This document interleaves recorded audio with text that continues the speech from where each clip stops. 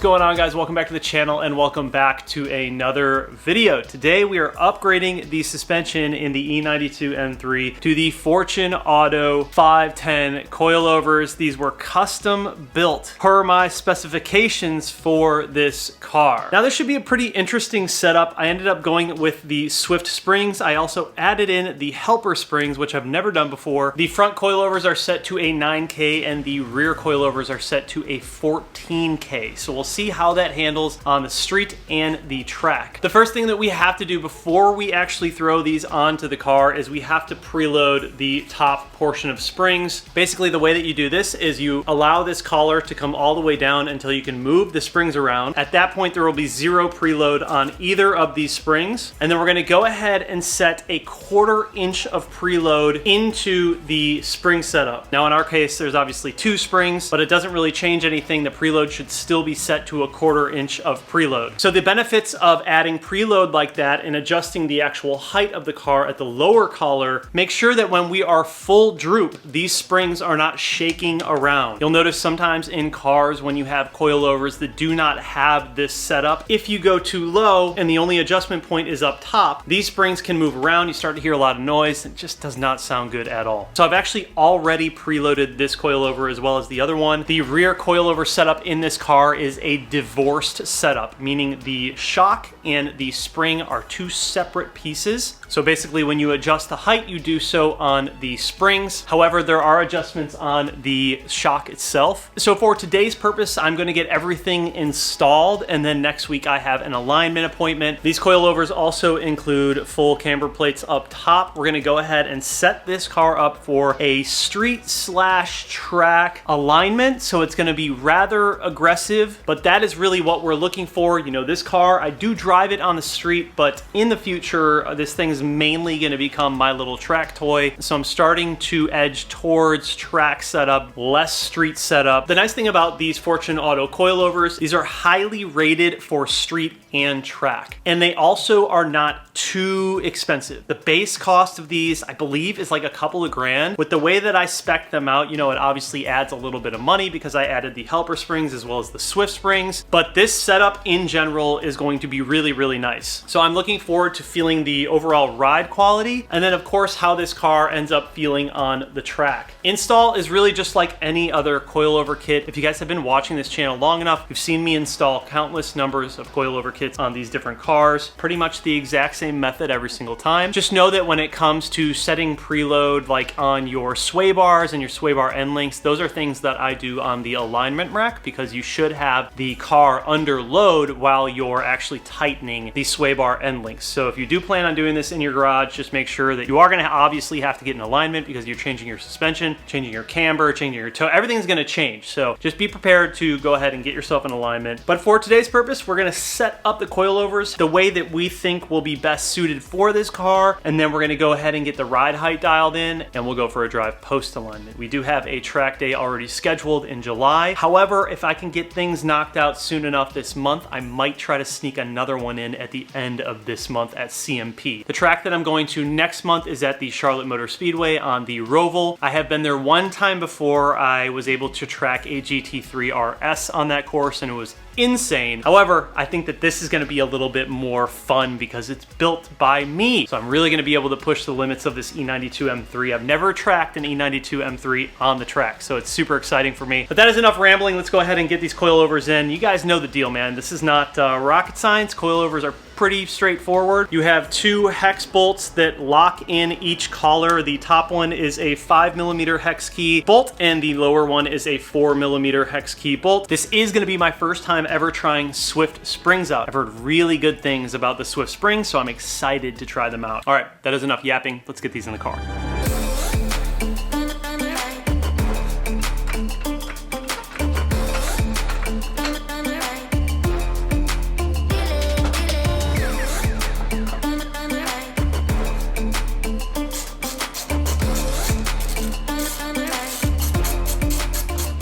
So everybody does their suspension a little bit differently when they're taking it off and putting it on. I like to first take care of the sway bar because you don't want any binding. So I disconnect the sway bar on both sides, the end links on both sides. I leave the 13mm top hat nuts secured until the last step, but there is a pass-through nut and bolt, I believe it's a 16mm, that basically holds the coilover and shock in the knuckle itself. So the bolt passing through the knuckle is really what is holding in the coilover and the shock. So what I like to do is go ahead and take a jack and support the lower portion of the knuckle or the brake rotor, and then go ahead and remove that knuckle bolt and nut. Then I'll undo the top hat nuts, and then I will lower the jack, releasing the coilover from the knuckle, and I'll be able to pull it out. This is the knuckle bolt and nut. If you are removing a factory strut with a spring on it, or an OEM spring or an aftermarket spring, anything like that, you're probably going to want to put tape along here so you don't hit the fender when you're pulling the entire assembly out. Coilovers, you have a little bit more forgiveness because they're so much smaller, but with springs, you can get really close to this. So now I'll go ahead and remove the top hat nuts. And now we can drop the entire assembly down. Just make sure everything is out of the way.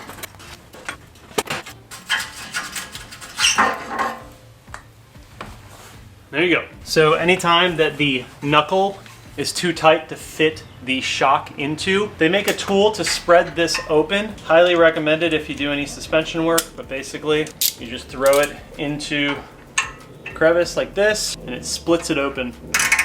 And that should give you enough room to throw in your new suspension. So with these, you can see you have a little screw right here. That's gonna line up in there, so.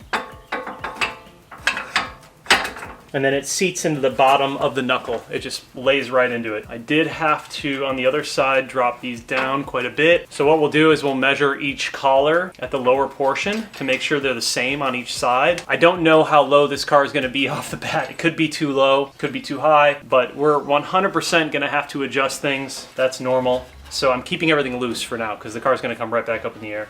Preload always stays the same though. Never have to mess with that. Leave the preload 1/4 inch. On the other side, basically I set it up low enough to where I could get it in without hitting, and then I just kind of went from there. So to adjust these coilovers, you just need to remove the top hat screws, and then you can go ahead and just spin this collar and spin the top portion. The whole thing will spin down further if you need it to. So now what I do in order to get this back in is keep it right here, keep it lined up, keep it locked in, and I'm gonna use my jack, place it back onto the lower portion of the brake. It's kind of like a balancing act because you have to get the shock into the car like that. And now it's a matter of lining up the top portion. First, what I'm gonna do is I'm gonna measure the distance of threads on the other side and compare it to this side. So threads showing about 1 1/4, a little over a 1 1/4.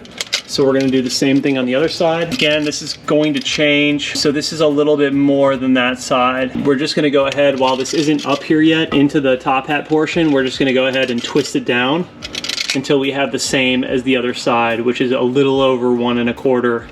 All right, so I'm happy with the measurements, and I'm literally just going to guide in the shock. We are in.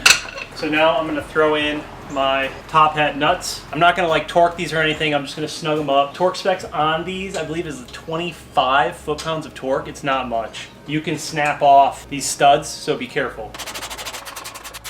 But now that we have the coilover in, we can go ahead and throw back in that knuckle bolt and knuckle nut. I'll throw the torque specs up here for that. And then we'll also go ahead and throw in our new end links. It is important to note that the way that these shocks are set up, they do require shorter sway bar end links. The ones that I had, the Turner Motorsport ones, were just too long. So we'll see how these sway bar end links hold up. I'm like really picky about my end links because I've just had bad experiences in the past with cheap ones. So if these don't give me any issues, then I will keep them. If I need to upgrade, then I'll just measure how long these ones are and go ahead and order a new set from SPL or Turner that are this long.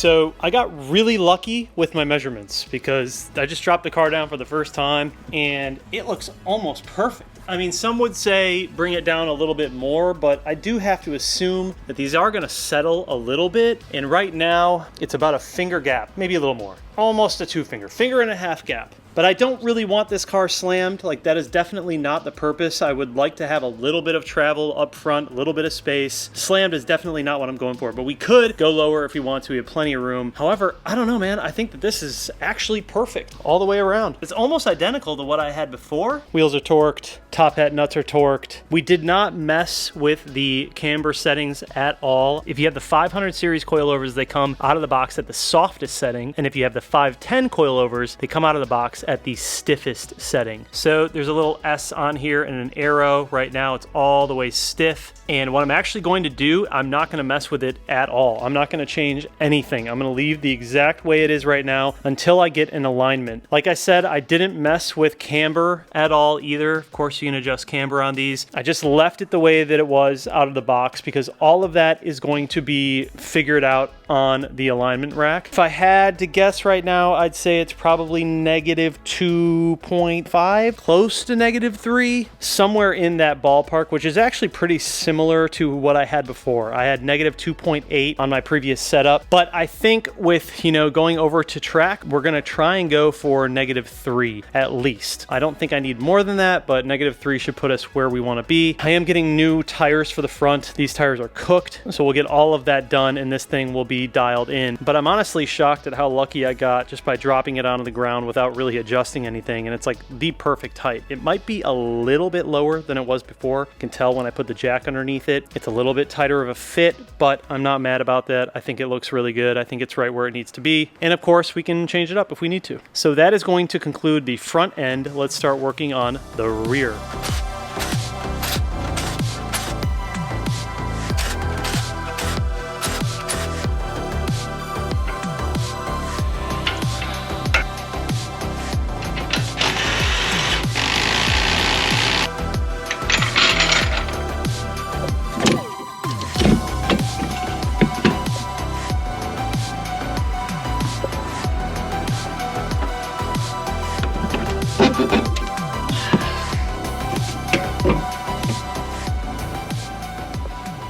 So measured this out, 10 3/4 to the top collar, all the way to the bottom, which is identical to the other side. Previous springs were set at about 11, but these are gonna be a different spring rate, so I'm not sure how that's gonna transfer over. We're just gonna go for the guess and figure it out from there. As far as shocks, we don't set the preload on the shocks until we have the springs preloaded.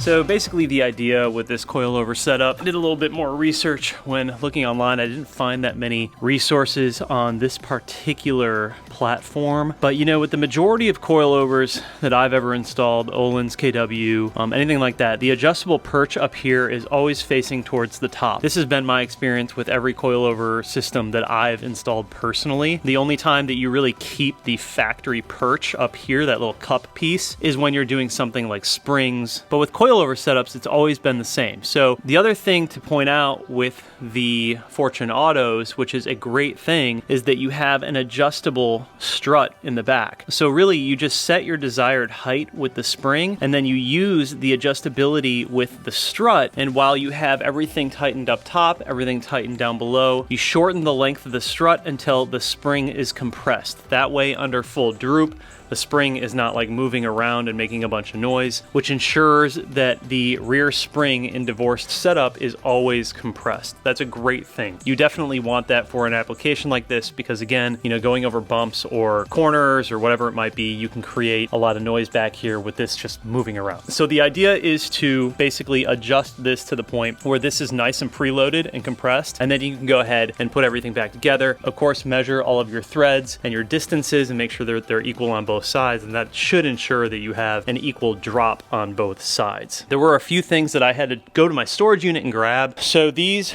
bushings that I had on my other coilovers were actually a little bit smaller in diameter, which is interesting. I think the Öhlins and KW actually has like a skinnier strut than the Fortunato's. These are the cup pieces that I was talking about that come off the car when you're doing something like springs or like a factory setup. Did read some things that Fortunato was saying that you reuse these on these coils, but I really don't see how that's even plausible because the rear spring setup with these, if you flip this over, your adjustability would be down inside of the trailing arm, which would be almost impossible for you to actually turn and adjust. And also the top part of this perch is not going to fit. In my opinion, I think that this is the correct way to do it, being that this has been literally the exact same way I've done every other coilover system in this car. This is the first time I've ever seen anyone say flip it upside down. It just doesn't really make a whole lot of sense to do it like that. My opinion, I'm sure you can run it however you want. I don't think it's going to create any problems if I do it like this. Again, every other coilover system that I've installed has been like this. But once you get everything nice and tight, situated how you want it, we're already good on the other side. You can just go ahead, throw back in your top piece and then your nut up top, tighten it down, and we should be good. So that was really the only note that I wanted to make because I was a little bit unsure about that, being that that's like the first time I've seen instructions that have told me to do it opposite. And I sort of second guessed myself for a second, but I just decided at the end of the day, like, I'm going to go with what I know and I've done in the past, and if I have any issues I can adjust from there. But I do believe that this is the right way to do it. There's really not like a ton of resources online with this kit on this car. It's a lot with other platforms, but not with the E92 M3. Some videos of people just literally installing it, but they don't show anything, and they show like the drop, which is great and all, but some people want to actually see like how it is, you know, used. I used some of the factory components. There is a bushing from the factory strut that I used on the bottom side, and then there's also a bushing from the factory strut that I used on the top side, and it goes right underneath this nut. When Fortunato gives you these, they do not provide those, and they just provide like these little washers. I actually ended up not using those and going with my own washer setup and my own bushing setup because it emulates sort of how the factory shock is set up, and I think that that's going to be better in terms of dampening any weird noises or anything like that down the road, basically using, you know, factory pieces like this. But at this point we're there. I'm going to go ahead and throw the rear wheel on, and then we're going to go for a drive.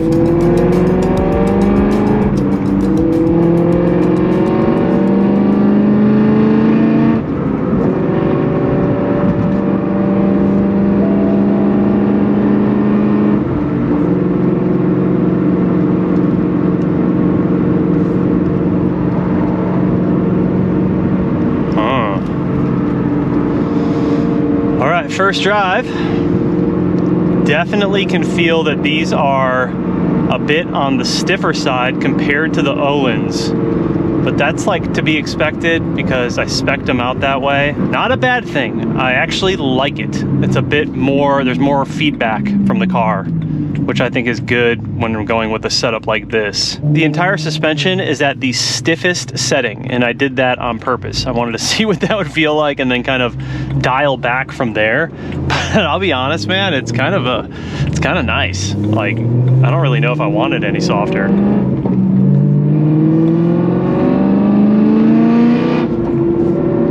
I have the entire rear out of the car right now because in case I have to adjust something, but yeah, so that's why it's like super loud. And the car desperately needs an alignment and new tires on the front. The tires on the front are just torched, and you can feel it. The car just like trim lines all over the place. The tires are just like bowed in. I think it's from bad caster.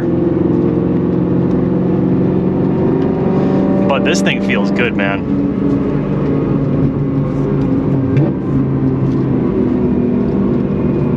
Feels very good.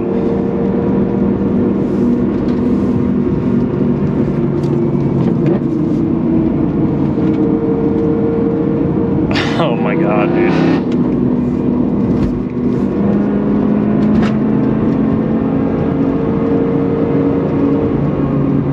Yeah, this feels really nice.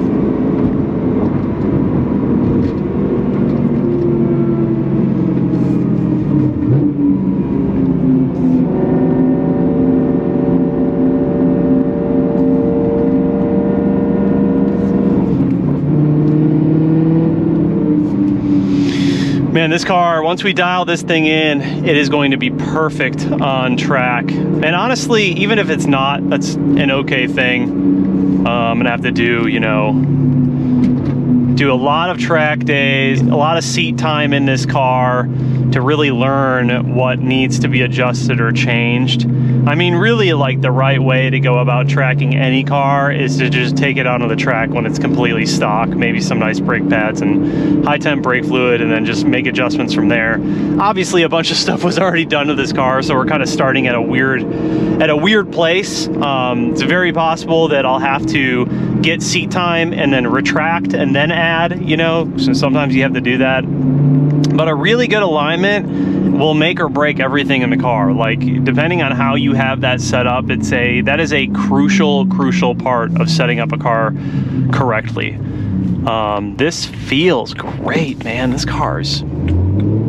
Here's the thing though, like, it doesn't feel like, you know, too much for street. It feels like a really good balance.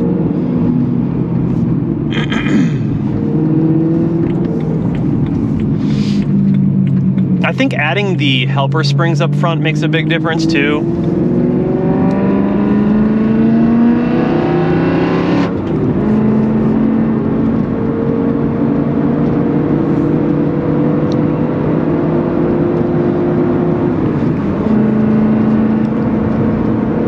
Yeah, this thing is gonna be so fun, dude. Oh my God, I'm looking forward to it.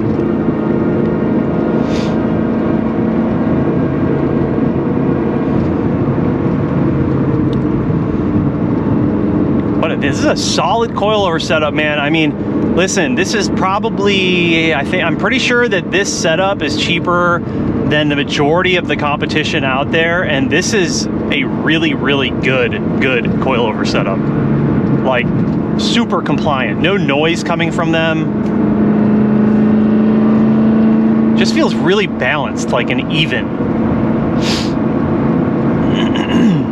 You can always tell like a bad coilover setup because the shocks do nothing for you. It's like all spring, but this, you can feel the rebound and the compression. This thing is like, they're working. It feels really, really good.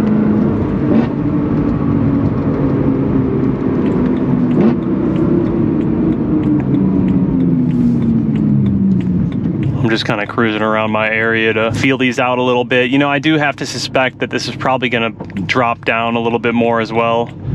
Being that they're fresh, you know, we might lose a little bit of height out of the car, but honestly, I think it's set up at a really nice height. I don't know that I would want it any lower.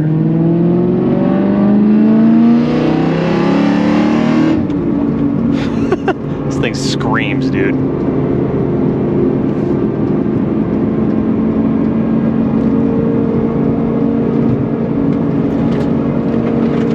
It feels great, man. This thing feels balanced.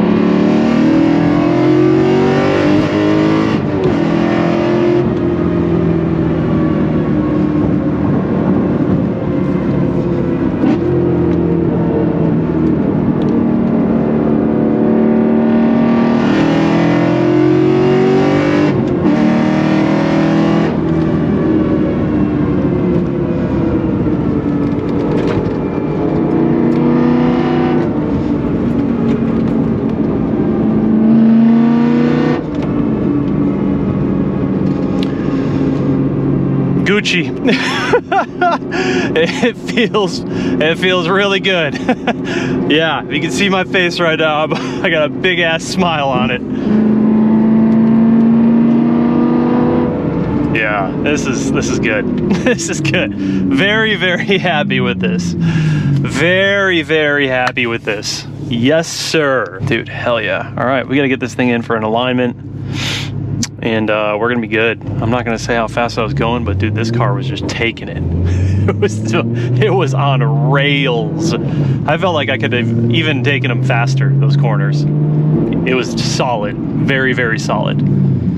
I would really like to change out some of the rear suspension components, because a lot of the arms and bushings back there, they are stock, they are factory. So I would like to get solid rear subframe bushings. I'd like to get adjustable rear links and arms so I can make camber and toe adjustments in the rear. Stuff like that, like some SPL catalog stuff or Turner catalog stuff.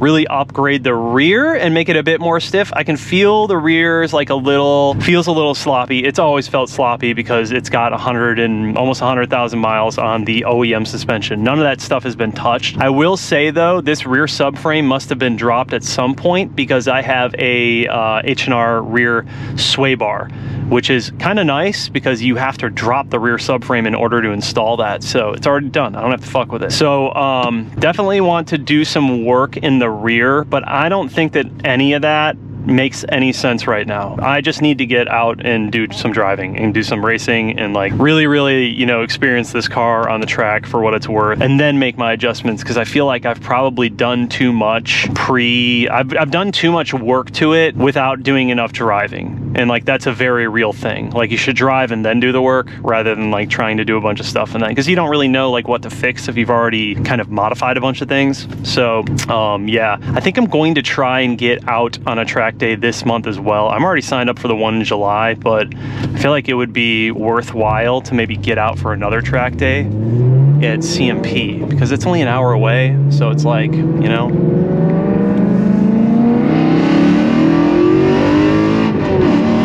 I can definitely feel that tune, the Evolve Stage 2 tune. I can definitely feel it in this car. Like, it doesn't feel like the car's supercharged or anything, but it definitely has like a better response and more torque. You can feel it. It's good. It's like a really nice, clean, simple tune. Nothing too crazy. Now, if I can go down here. Yeah, this is fucking, dude, this setup is solid. I think I'm gonna have to change out the motor mounts as well. I have OEM motor mounts on here. I think I'm gonna go to the RevShift ones. I think I'm gonna do the RevShift motor mounts, the street density ones, and then I'm gonna do the RevShift transmission mounts as well. Just some things that I wanna change in the future. Dude, not bad. For like right out of the box and just guessing on height, not even making any height adjustments, this thing is like dialed. It's like perfect. It's a little bit lower than my previous suspension setup. Man, I think it's good. I think it's like right where it needs to be. Look at how even that looks. A little tiny bit of natural rake, but nothing like insane. Yeah.